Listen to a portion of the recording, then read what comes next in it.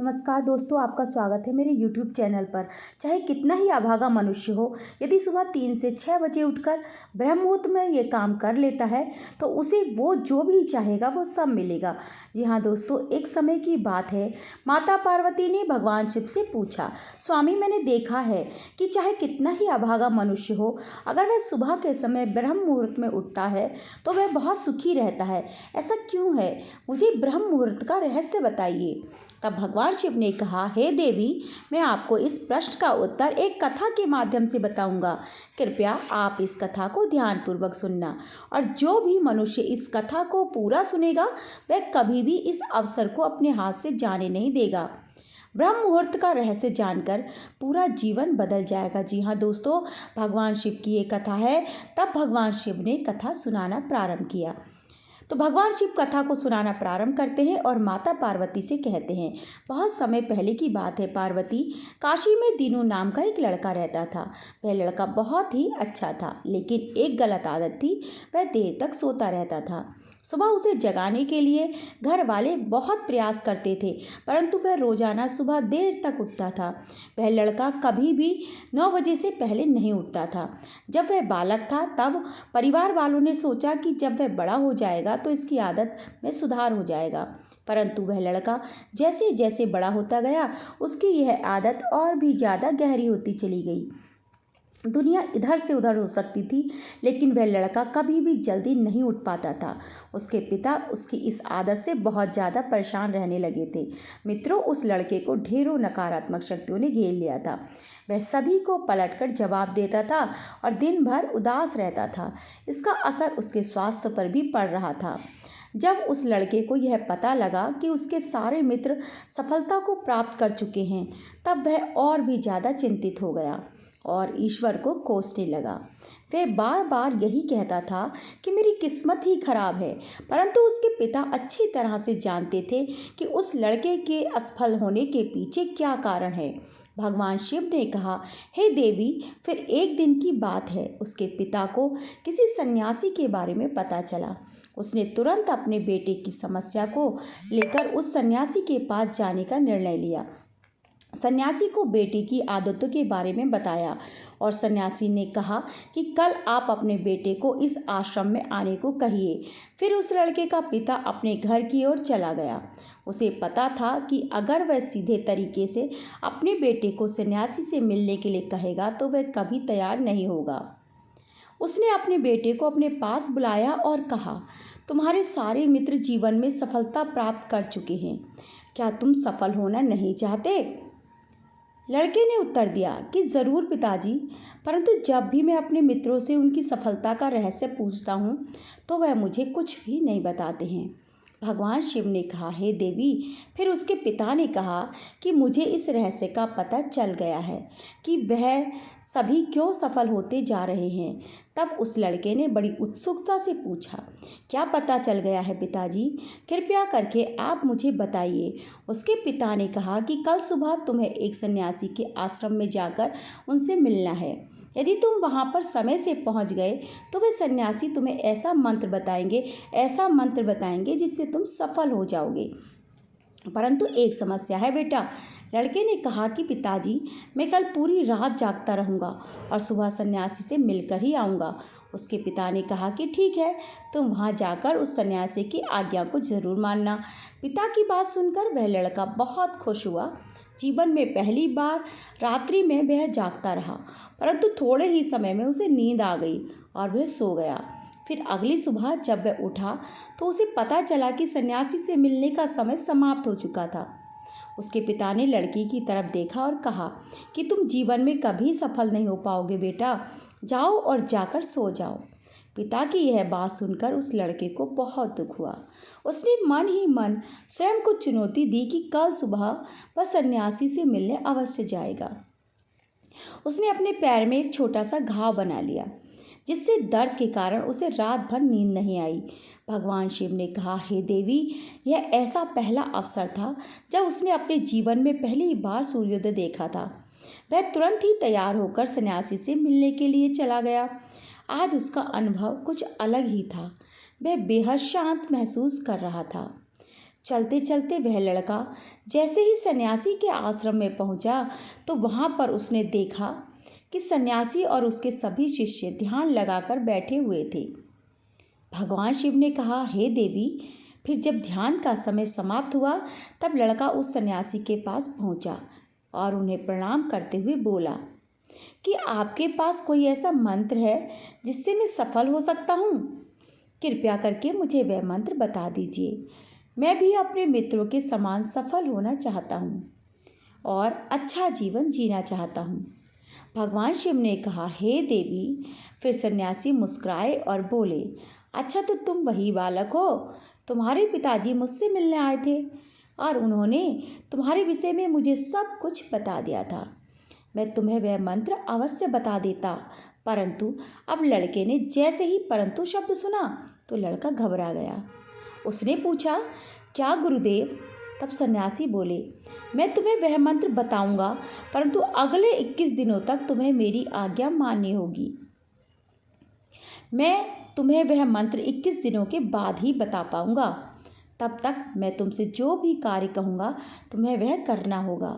यदि तुम असफल हुए या कार्य को बीच में ही तुमने छोड़ा या फिर तुम्हारा संकल्प टूट गया तो उस मंत्र का असर भी नहीं होगा बेटा।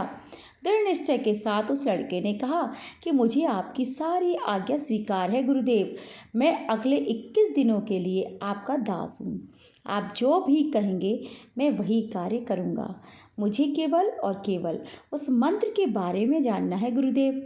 भगवान शिव ने कहा, हे देवी। फिर सन्यासी ने उस लड़के से कहा कि ठीक है बेटा, कल से तुम्हारा कार्य शुरू होगा। तुम इसी आश्रम में निवास करोगे। वह लड़का आश्रम में निवास करने के लिए तैयार हो गया। सन्यासी ने कहा कि यहाँ रहते हुए तुम्हें ब्रह्म मुहूर्त में उठना होगा और दूसरे शिष्यों की तरह ध्यान और तप करना होगा। साथ ही आश्रम के कार्यों में भी सहायता करनी होगी। ध्यान रहे, यह संकल्प टूटना नहीं चाहिए। भगवान शिव ने कहा, हे देवी। अब लड़का सन्यासी की बात से सहमत हो गया और अगले दिन से उसके कार्य के दिन की शुरुआत थी। इस बार उसने दृढ़ निश्चय किया, परंतु 1 सप्ताह बीतने के पश्चात ही उसका संकल्प टूट गया और वह 8वें दिन देर तक सोता रहा। जब वह नींद से जागा तो उसने कहा कि मुझसे बड़ी भूल हो गई, मुझसे बहुत बड़ी भूल हो गई। वह रोते हुए सन्यासी के पास पहुंचा और कहने लगा, हे गुरुदेव, मेरा संकल्प टूट गया। अब मैं जीवन में कभी भी सफल नहीं हो पाऊंगा। सन्यासी ने उसे समझाते हुए कहा कि एक बार फिर से शुरुआत करो बेटा, फिर से संकल्प करो। फिर लड़के ने सन्यासी से पूछा कि सुबह उठना इतना आवश्यक क्यों होता है गुरुदेव, और यहाँ पर सभी लोग इतनी जल्दी क्यों उठ जाते हैं? भगवान शिव ने कहा, हे देवी। तब सन्यासी ने लड़के को समझाते हुए कहा कि सुबह यानी ब्रह्म मुहूर्त में उठने के पीछे बहुत बड़ा विज्ञान छिपा हुआ है पुत्र। लड़के ने कहा कि कृपया मुझे वह विज्ञान बताने की कृपा करें। सन्यासी ने कहा कि रात्रि को 4 पहर में बांटा गया है। पहला रुद्रकाल, जिसका समय शाम 6 बजे से लेकर 9 बजे तक होता है। दूसरा राक्षस काल, जिसका समय रात्रि 9 बजे से 12 बजे तक होता है। और तीसरा बेटा गंधर्व काल है, जिसका समय रात्रि 12 बजे से 3 बजे तक होता है। और सबसे अंत में जो पहर आता है उसे मनोहर काल कहते हैं। इस समय को ब्रह्म मुहूर्त या अमृत बेला के नाम से भी जाना जाता है। इसका समय भोर 3 बजे से सुबह 6 बजे तक होता है। यह वह समय होता है पुत्र जब पूरे संसार की नकारात्मक शक्तियाँ निष्क्रिय अवस्था में होती हैं और सकारात्मक शक्तियाँ सक्रिय होती हैं। ब्रह्म मुहूर्त अर्थात देव मुहूर्त। ब्रह्म मुहूर्त का अर्थ देवताओं का समय होता है पुत्र। भगवान शिव ने कहा, हे देवी। वह सन्यासी आगे कहता है, इस समय देवता धरती पर निवास कर रहे होते हैं और देवता धरती पर विचरण भी कर रहे होते हैं। जागृत मनुष्य पर उसका बहुत ही सकारात्मक प्रभाव पड़ता है। ब्रह्म मुहूर्त ऐसा समय होता है जिसमें मनुष्य का मस्तिष्क बिल्कुल खाली होता है, जिसमें किसी प्रकार के कोई विचार नहीं होते हैं। और जब इस समय व्यक्ति अपनी पुस्तक खोलकर पाठ का अध्ययन करते हैं तो उन्हें सब कुछ जल्दी जल्दी याद हो जाता है। और ये लंबे समय तक उन्हें याद भी रहता है। यह ऐसा समय है जिसमें हम ज्ञान को समझने का प्रयास करते हैं। इस कारण आश्रम के सभी शिष्य और संसार में बहुत से ज्ञानी लोग ब्रह्म मुहूर्त में ही उठ जाते हैं। प्राचीन काल में रोशनी का कोई स्रोत न होने के कारण लोग अपने दिन का समापन सूर्यास्त के समय और आरंभ सूर्योदय के साथ करते थे। यह एक तरीका है दोस्तों जिससे मानव जीवन प्रकृति के साथ तालमेल बनाकर चलता है।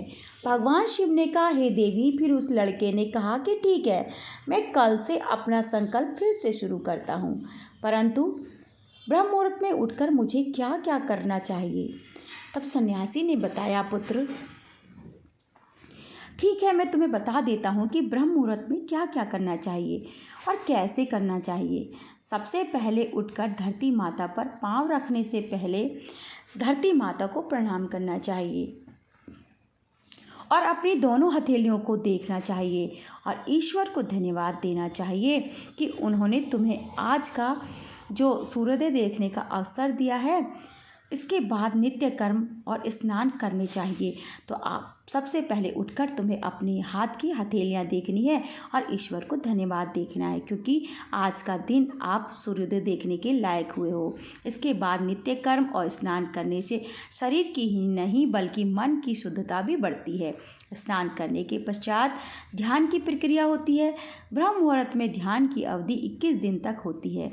इस विधि का उपयोग तब किया जाता है जब आप अपनी कोई मनोकामना की पूर्ति चाहते हैं।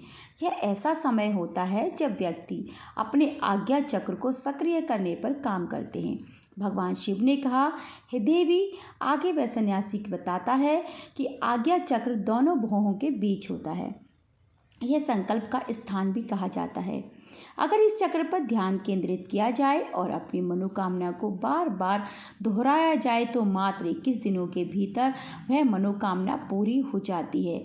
अगर आपके मन में कोई अधूरी मनोकामना है और आप उसे पूरी करना चाहते हैं मित्रों, तब उसे सबसे पहले उस मनोकामना का स्पष्टीकरण कर लें आप, और आपको क्या करना चाहिए यह निर्णय अवश्य कर लें। इसके बाद ध्यान की विधि को शुरू करें।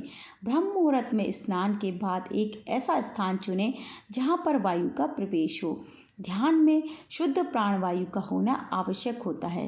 ध्यान की मुद्रा में रीढ़ की हड्डी सीधी होनी चाहिए, साथ ही गर्दन भी सीधी होनी चाहिए। सुखासन की अवस्था में दोनों हाथों को घुटनों पर रखकर आंखें बंद कर कर बैठ जाएं। हाथों की मुट्ठी को बंद कर लें और 2-3 मिनट तक बिल्कुल शांत हो जाएं। जब आपका शरीर स्थिर हो जाए और श्वास भी शांत हो जाए, तब उसके बाद अपना सारा ध्यान आज्ञा चक्र पर ले जाएं। इस दौरान लंबी और गहरी सांसें लें। सांस को रोक कर रखें। इस समय आप अपनी इच्छा को मन ही मन दोहराएं और अपने मन से इष्ट देव और देवी देवताओं और गुरुजनों का चिंतन करें। भगवान शिव ने कहा, हे देवी। उस सन्यासी ने कहा, जब सांस को रोकना कठिन हो जाए तब धीरे धीरे सांस को बाहर की ओर छोड़ो। सांस को नाक से भरें और मुख से बाहर छोड़ें। इस प्रक्रिया को 3 से 4 बार प्रतिदिन दोहराएं। ऐसा प्रतिदिन करने से आपकी जो मनोकामना है वह अचेतन मन तक अवश्य पहुंच जाएगी और इच्छा पूर्ति जल्दी होगी। आज्ञा चक्र सक्रिय होता है और हमारी आज्ञा को पूरा करता है। सांस को रोककर रखने के दौरान शरीर में आपातकाल की स्थिति हो जाती है, जिससे कि आप बेकार की बातें सोचने और विचार करने से बचते हैं। ब्रह्म मुहूर्त के समय ईश्वर की विशेष कृपा होती है और कोई भी व्यक्ति अपनी मनोकामना को इस समय दोहराता है तो उसकी इच्छा जल्द से जल्द पूरी होती है। भगवान शिव ने कहा, हे देवी। इस प्रकार सन्यासी ने उस लड़के को ब्रह्म मुहूर्त का महत्व बताया। अगले दिन 21 दिनों तक उस लड़के ने बड़े ही मन के साथ इस प्रक्रिया को अपनाया। अब वह बहुत ही ज़्यादा अनुशासित और शांत स्वभाव का बन चुका था। उस लड़के ने जैसे ही अपना संकल्प पूरा कर लिया, उसके बाद वह लड़का बड़े ही प्रसन्न भाव से सन्यासी के पास पहुंचा और कहने लगा, हे गुरुदेव, मैंने 21 दिनों का संकल्प पूरा कर लिया है। अब कृपया मुझे सफल होने का मंत्र बताइए। तब उस सन्यासी ने मुस्कुराते हुए कहा कि पुत्र, पिछले 21 दिनों से जो अभ्यास तुम करते आ रहे हो वही तुम्हारी सफलता का मंत्र है। जो व्यक्ति ब्रह्म मुहूर्त में उठकर ध्यान प्रक्रिया को सही से करते हैं वह जीवन में कभी असफल नहीं हो सकते। तुम्हें ब्रह्म मुहूर्त का रहस्य पता चल चुका है, अब तुम इससे जीवन पर्यंत करो। तुम्हें जीवन के लक्ष्य और सफलता दोनों प्राप्त होंगे। उस लड़के ने सन्यासी को धन्यवाद दिया और ब्रह्म मुहूर्त के नियमों का पालन जीवन पर्यंत तक करने का वादा भी किया। दोस्तों, भगवान शिव ने कहा, हे देवी, अब तो आपको पता चल गया होगा कि ब्रह्म मुहूर्त क्या होता है। तब माता पार्वती ने कहा, हे स्वामी, अब मुझे ब्रह्म मुहूर्त का संपूर्ण ज्ञान हो गया है। इतना कहकर माता पार्वती ने शिव को प्रणाम किया। दोस्तों, ये थी आज की कहानी। अगर आपको पसंद आई हो तो हमारी वीडियो को लाइक और चैनल को सब्सक्राइब जरूर करें और अपने दोस्तों के साथ शेयर भी करें। कहानी सुनने के लिए आपका बहुत बहुत धन्यवाद।